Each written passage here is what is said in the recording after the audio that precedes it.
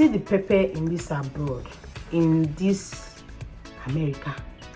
It has shown me pepper. You see, pepper has actually shown me pepper. It's bad behavior. Don't do it. Don't quote me. Don't come and say thejumzb told you can. Actually, by the time they give you bill, yourself you will know. So learn it. If you're back home and you're listening to me, embrace your organic food. Hello friends, this is Jums of thejumzb. Thank you for stopping by and you're welcome.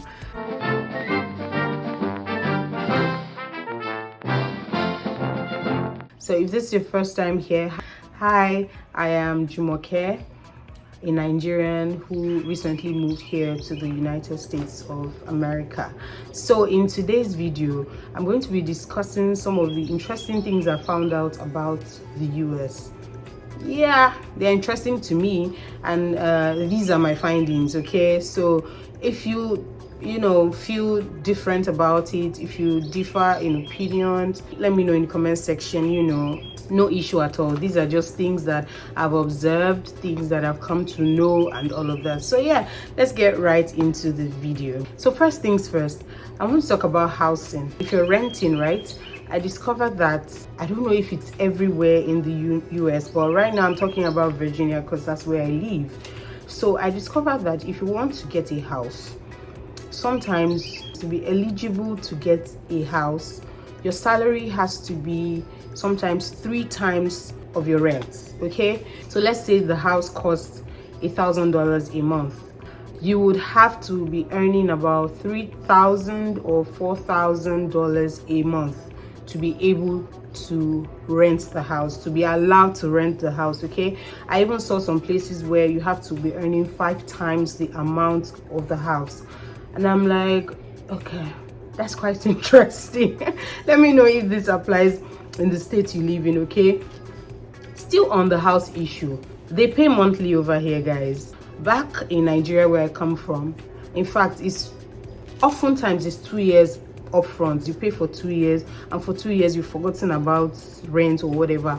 In Ghana, I know it's 1 year, but some say, I don't know where I heard 6 months as well. I'm not too sure, but I know Ghana and Nigeria are quite similar in that regard. So Ghana is about 1 year. I don't know if anyone takes 2 years, but we take 1 and we take 2 or maybe more. I don't know. I think some shops, they say they pay for 5 years, and for 5 years you just forget about your payment for your shop and all of that. So that's rather interesting. So here everything is monthly. Your light bill, your water bill, dustbin, all those ones usually back home, they are monthly too. I mean, light, water, dustbin, and all of that are monthly. But you see, rent is yearly. But over here in the US, it is monthly. Another interesting thing, still on the house matter, is I noticed this in New York, so I can say for New York and here. Let me know if it differs where you are in another state. So I noticed they don't have bulbs. They don't have bulbs in the rooms. Okay, so in the sitting rooms you find bulbs, you find lights and all of that, but in the rooms you have to buy lamps. I don't know why that is so. Let me know if you know why. But yeah, back where I'm coming from, there's bulb everywhere. There's lights everywhere. So here in the US, I've come to discover that it's a really broad topic, but I'm just going to touch on it a little bit, just highlight. So I've come to realize that there are 3 kinds of food. There's the organic, there's the GMO, that's the genetically modified organisms, and there's the conventional one. So the conventional is not organic and it's not made in the lab, but yeah, there's a lot to say under this, but for now, just digest that information. And here I need to add that over here, junk food is cheap. In fact, if you are broke, you can eat junk food. Okay, but if you are broke, you may not be able to afford organic food. So that's just to say that organic food here is expensive. Junk food is very cheap. Back home, if you're back home and you're listening to me, embrace your organic food. Organic food back home is cheaper than junk. So when I mean junk, I mean fast food. Okay, so things like, I don't want to call names, so it's not like I'm demonizing them or anything like that, but the fast foods, the ones I'm talking about, back home it's expensive. It's not so expensive, but I mean, if you take that money, you can use it to make some nice small concussion rice or some nice small pot of stew, depending on what you want to get. Okay, but here, when you want to spend on the fast food, it's not enough to eat a proper meal, like a good nice meal, like organic meal. Probably you have to add a few extras to be able to afford a good pot of stew or a good meal. So I'm just trying to say, in essence, that eating junk here is really, really affordable. It's at your fingertips like this. So yeah, I'm really glad, because here in the US you get all sorts of vegetables. You have collard green, you have kale, you have spinach and the likes, and I'm happy about that. And that's because where I come from, back in Nigeria, the Yoruba, well, I won't say the Yoruba tribe to be precise, because everyone cooks it now. We have a dish we call vegetable soup. Okay, so we use our vegetables, we use our ugu, our water leaf, our spinach, efotete, and all of those. We have our kontomri. We have, that's in Ghana. You have buma. Buma is Ghanaian as well, but I've used buma to cook vegetable soup before back in Ghana. So I'm just saying all of this to say that I'm really happy, because you can find good vegetables here that you can substitute for your vegetable soup, your eforiru here in the US. So you don't have to cry too much if you can't get your ugu, you can't get all the leaves you would like. You can substitute with the ones you get here. So I'm really happy about that. So back to apartments, housing, and all of that. So when you move to an apartment here, let me know if that applies in the state you're living in and all of that. It comes with basic equipment, like you have your dryer, you have your washing machine, you have your gas cooker, you have your dishwashing machine, you have your microwave, and you have the fridge. I don't know if the US does fully furnished apartments. I'm not too sure, but I know some places in the UK they do fully furnished apartments. So when you rent a house, they give you a fully furnished apartment. It has everything: bed, furniture, chairs, it has basically everything, pots and pans and all of that, just like an Airbnb kind of situation, but it's a house. So yeah, let me know if this is just a UK thing, but I've not really heard of a fully furnished apartment here in the US. Let me know. I mean, we're all learning here, okay? So far, I've been to only 2 African markets. There are more, definitely. I've seen them on Google Map, but I mean, I've not been there. But if I should examine the ones I've been to here in Virginia and back in the New York, I was going to say back in the US, no, back in New York and here in Virginia, I noticed that it seems most of the African markets are run by Ghanaians. Let me know about that.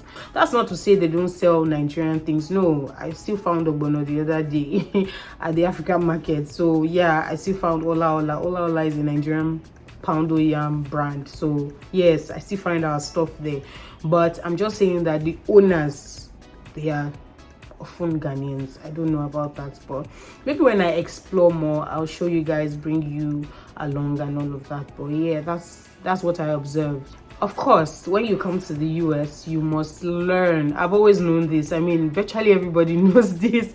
You must learn to DIY, which means do it yourself. You must learn, except probably you have money to splurge and get artisans, get people to come and do basic things. Okay, so you want to set up your chair, you are going to call a carpenter to set it up for you. By the time they give you bill, yourself, you will know. So learn it. So that's the beautiful thing. They put the instructions there, the manual on how to set it up. So I mean, you don't have a problem. Just follow the steps. It might take a little longer, it might be tiring, but at least you save some coins, and then you've developed some sort of skill to be able to assemble things yourself. Your mattress, set it up, everything you have to set up by yourself. So yeah, that's something I miss about Africa. Back home, you don't stress yourself. You go and get your furniture, your chairs already set up and all. I think they have some here, of course. All these ones I have to set up, they're usually online. But I'm sure if you go to maybe a furniture store, you get chairs that have already been assembled, so just come home and put them in. But it doesn't always work over here. DIY is the goal. Okay. Yeah, I just thought to let you know. Prepare yourself if you're coming. One interesting yet exciting thing I've discovered in the US is, and I'm sure it is applicable to the West basically, and that is the fact that you can return anything you buy, so as far as you still have your receipt. So back home, sometimes you purchase something, you want to return it, but it's not everywhere you can return. So just like, oh, I shouldn't have bought this, so I should have bought the other one instead. So you end up going to buy the other one. So you imagine you bought pink and you said, oh no, I wanted to buy red, and now you have to still buy the red, and you have the pink and the red in your house. You get what I'm saying? So there's no luxury to buy and then have a change of mind. Oh, okay, I think I should return it now. That's not the case. But even back home, I used to keep my receipts a lot, just because, for things like maybe they sold an expired thing or whatever, something that might be wrong with the product and you have to return it or something like that. So yeah, so here is not only the fact that something is wrong with the product, maybe you change your mind, you can always still return it as far as you have your receipt. Okay, since I've come, I've returned a couple of things actually. Some expired, some I changed my mind. I also like the fact that you can ask for discounts. So there was a day I bought a pair of shoes, and I don't know what they call it now, it's sort of a lock so that you won't steal the shoes. So they use it to clip the shoes together, the pair together. So I got it, but unfortunately I don't know what the person who was doing that, I don't know what the person was thinking, but the person unfortunately punctured the shoes.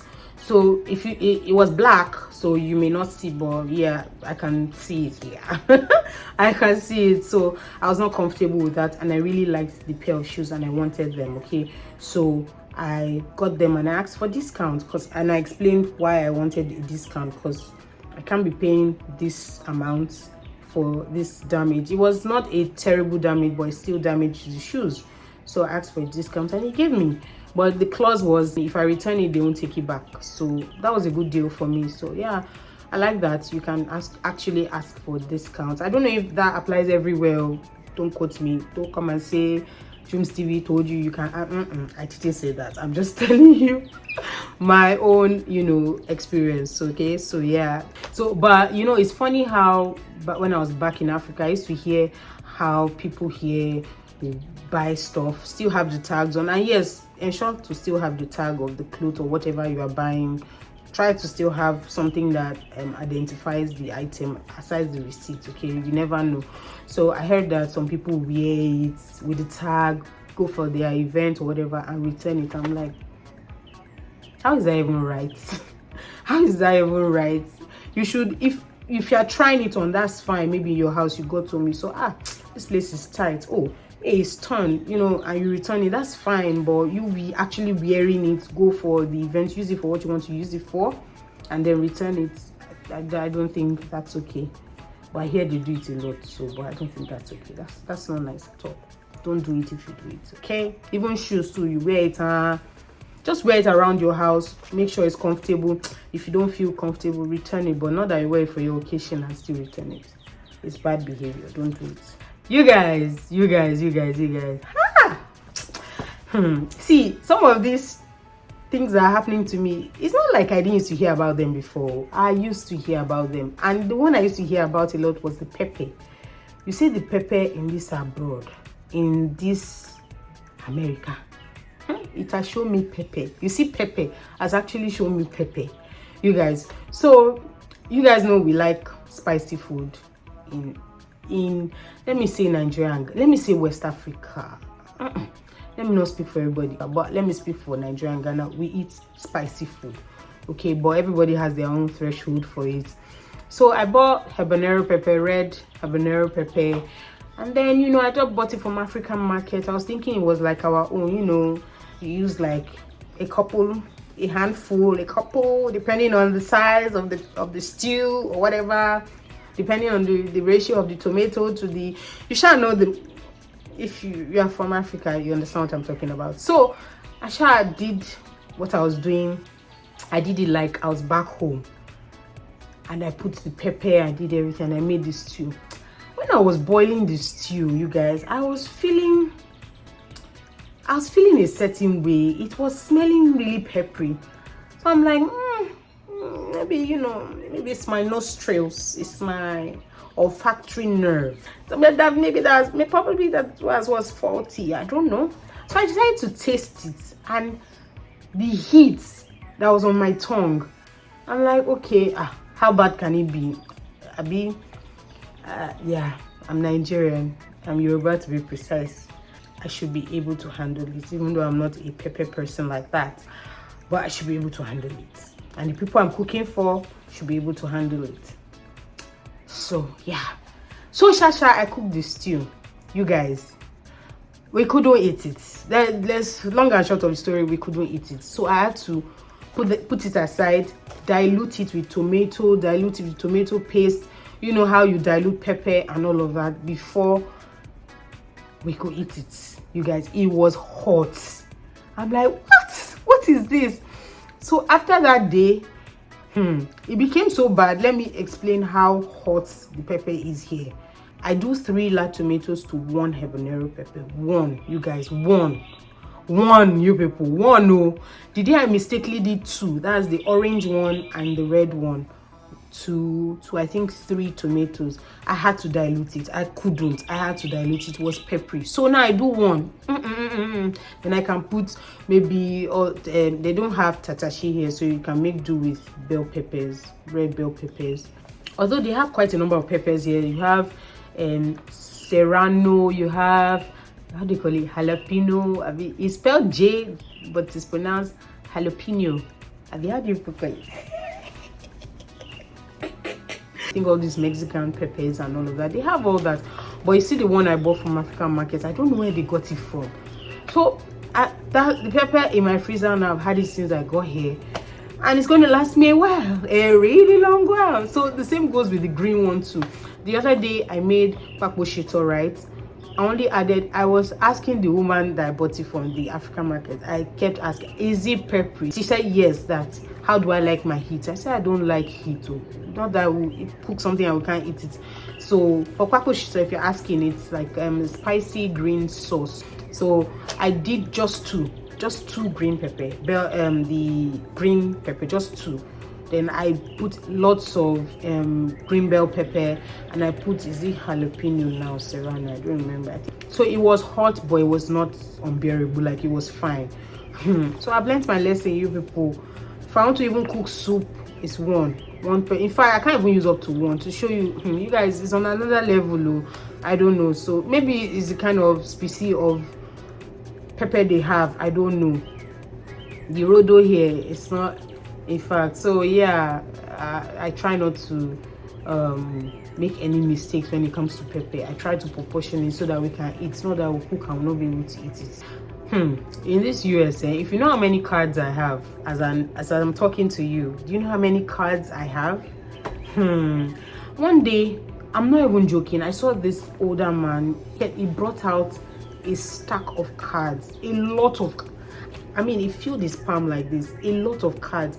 So I started asking that, why are there so many cards like this? So there's so many cards. You have your ATM cards, you have your credit cards, you have your state ID, you have your driver's license, you have shopping cards as well. So what happens here is, I don't know if it's all stores, but I don't want to say what I don't know, but what I know is they'll give you a card, you won't pay for it, right? So that card is what you use to get discounts. So for instance, if they're selling something $8 and they decided to discount it to maybe $5 for those who have the shopper's card, that's the shop's card, so you pay $5 instead of $8. I think those are the benefits you get. So there are also some stores that also have credit cards, like, you know, the credit card is supposed to, I mean, what a credit card is used for. So you use the shop's card to pay for items you buy. Of course, you have to, you know, pay them back later, but you can buy on credit with their own card. That's different from the bank's credit card. Do you understand what I'm saying? You know, everything about America is so different. Their dates is different. You know, back in Nigeria, back in Africa, I believe everywhere in Africa, our date is day, month, and year. So 1st of January, that's 1/1/24. But over here, it is month, date, and year. I'm still trying to get used to it. So you have 6th of February. So it's going to be it's going to be 2/6/24. That's for America. So 2 is February, 6 is the day, and 24 is the year. I'm still trying to get used to it, and I try to consciously do it. Maybe I'm labeling something, maybe some food stuff, so I'm trying to label when I got it and all of that. I try to do it the American way, so that I don't, you know, make mistakes, so that I don't, you know what I'm talking about. So I get used to the system.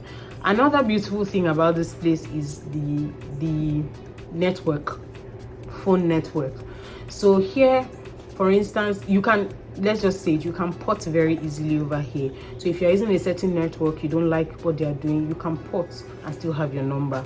I don't know if that is applicable back in Nigeria. I know some people used to port, but I was, you know, I had to ask that, why is that so? I mean, you bought the network from me, you don't want me again, but you're taking my number and you're going to this other network. And they said, you know, phone numbers are very important. It's linked to everything about you in the country. So changing phone numbers, except maybe you want to, but for you, because you are porting to another, you know, network and you're changing, it doesn't work that way, because it's going to disrupt a lot of things, except you personally want to. But yeah, your number is your number. Of course, like I said, America is always very different. They use degree Fahrenheit here instead of degree Celsius. So one day I looked up a bread recipe. I baked the bread, it came out nice, it rose very well, nicely done. I put it in the oven, it was baking, and I put in the heat level. And unfortunately, I didn't know, probably I didn't read it well. I just assumed that it was degree Fahrenheit that the woman wrote. Apparently it was degree Celsius. So I was baking the bread on degree Celsius, on the level, of course it read Fahrenheit, but it's not the same degree, if you understand what I mean. So the bread was baking, but it was not baking nicely. So immediately I discovered, I went to change it, but of course it had already messed up the temperature. Yeah, it messed up my bread, but we still ate it with love. Yeah, so yeah, America deals with degree Fahrenheit. They pay tax on everything here in Virginia. I heard some states don't pay tax. The thing is, it's good. Yeah, I know, pay your tax, I know, but it's annoying. So if you see something for $10, don't put it in your head that you're paying $10. You're paying more than $10, okay? Every time they're always bringing mail. Every time there's always something in the mail. Both the one that concern you, the one that you did not ask them, like the credit card, you didn't ask them, but it's in your mail somehow, you know. So yeah, not that the actual credit card is there, don't mistake, like they're trying to tell you to come and bank with them, to come and collect credit card. In fact, at almost no fee, come and collect it for free. But yeah, it's a trap, don't fall for it. Yeah. I'm drinking water because it's really hot. It's spring, but it's hot. Some days, in fact, throughout last week, this week, yes, it's been really hot. Some days it's cold, some days it's hot, some days it's raining, but some days at night, yo, it's so hot. So yeah, by the way, need I add that they don't add ceiling fan too. They don't add bulb, they don't add fan, so you have to buy all these things by yourself. Buy your fan, buy your AC, buy your lights. Yeah, and that brings us to the end of this video. Please don't forget to like, comment, share, and thank you for supporting me, and I will see you in my next video.